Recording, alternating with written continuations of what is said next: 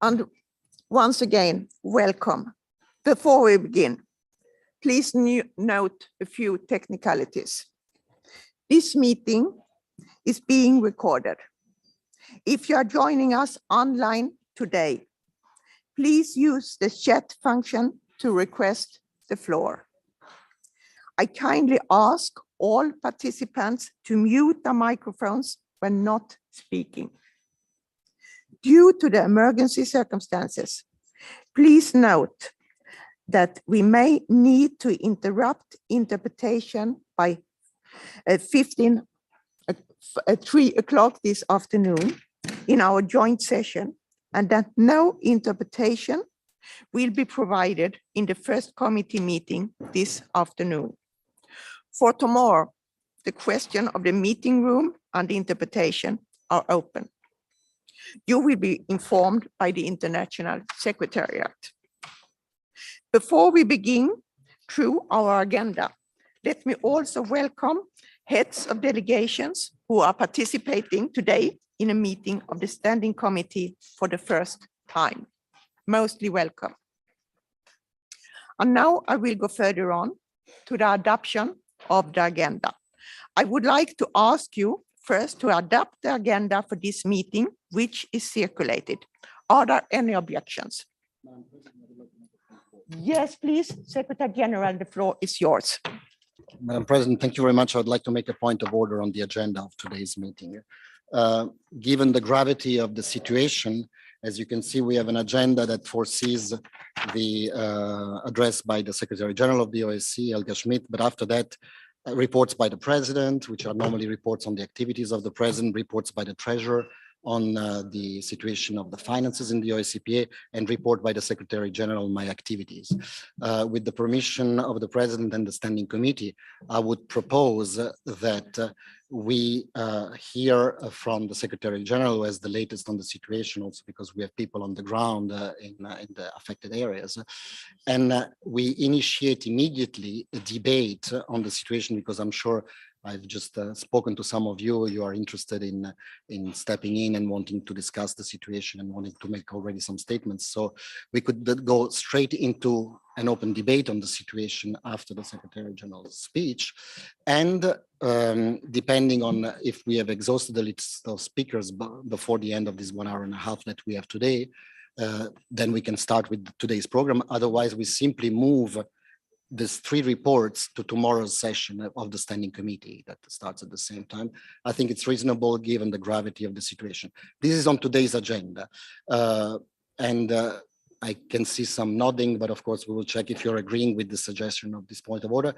The other thing regarding today is we have an open debate at 1:30 to 3:30, and this will continue as it is. The argument is more or less the same, so we can go ahead with that. However, in this room, we have agreed with the chair of Poland at 4 o'clock. There will be a reinforced permanent council at the level of ambassadors and ministers or undersecretaries of foreign ministries connected from capitals. So we have agreed with our hosts, which is the OSCE Secretariat and the Conference Service, to leave them this room at 4 o'clock.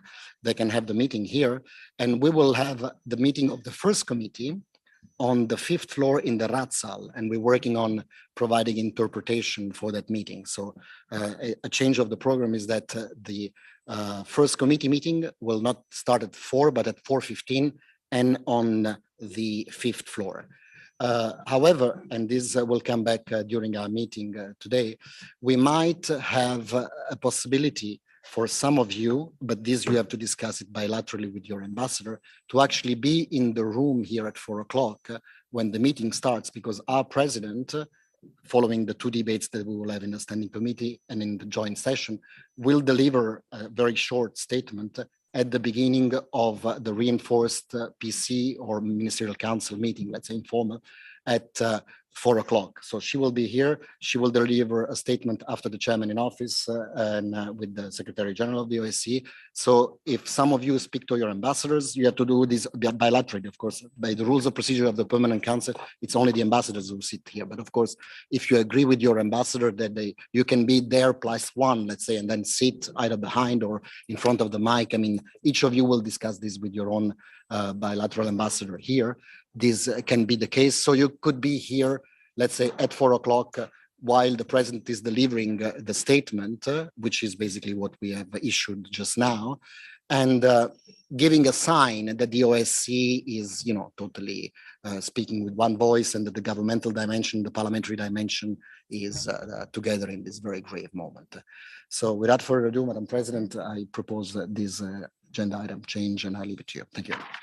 Thank you, Mr. Secretary General. You have all heard the reversed or the emergency agenda, and I hope you are ready to adopt the agenda as suggested by Secretary General. Adopted. Thank you very much. And the Secretary General said, I would like to underline the importance of trying to stay united with the governmental side, because to show the strength of OSCE, of the principles of Helsinki Agreement, of the values we share inside OSCE is the best way forward to support Ukraine to stand up for the values all of us respect, for the national integrity, and for the support of the people in Ukraine. And by this, I will give the floor to Secretary General Helga Schmid. I am so sorry. I was too eager. Sorry. It's in a situation of emergency, and I have just received new papers for today's meeting. So I would like to go to number 2, approval of the agenda for the 2022 winter meeting under Rule 16.1. The draft agenda for the 2022 winter meeting has been distributed, and I would like to ask you to approve the agenda for this meeting under Rule 16.1. Are there any objections? No. The agenda is approved. Thank you very much.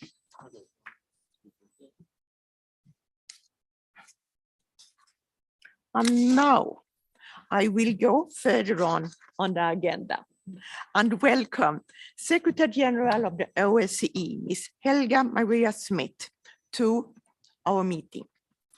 Following the Secretary General's address, you, dear members of the Standing Committee, will have the opportunity to ask questions, and you might already sign up for that on the speakers list.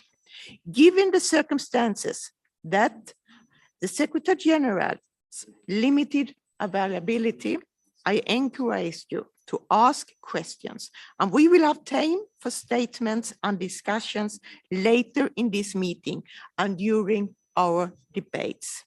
Madam Secretary General, the floor is yours. Once again, welcome.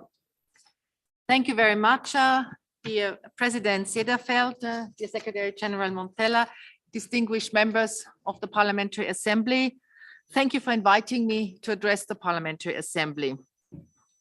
These are extraordinary times. The President just said it. We're in crisis, up at all hours, in my case, still 4 o'clock in the morning. But I still thought it was important for me to be with you this morning, but I will have to ask for your understanding that I will really have to leave after my intervention, because I'm really doing crisis management, and I will explain in a moment. But before I come to the issue of the day, I just wanted to say that normally I would have spoken about the great work this organization does in the Secretariat, our field missions, the institutions across all 3 dimensions, and how much really I personally value the cooperation we have with the president, with the secretary general on almost daily, weekly basis, with many of my colleagues, because I truly believe in this whole of the OSCE approach. And we have established an excellent cooperation, and the added value you, the parliamentarians, bring, I think is of the utmost importance for this organization. But I will not talk about that, because Russia has launched a military action against Ukraine. And together with the chair, you have seen this, we condemned this in the strongest terms. It is counter to Russia's UN obligations. It is counter to Russia's OSCE commitments.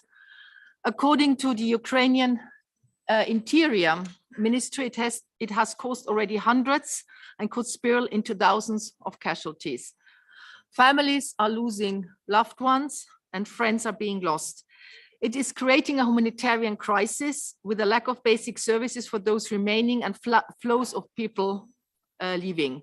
It did not have to be this way, but Russia chose force over dialogue.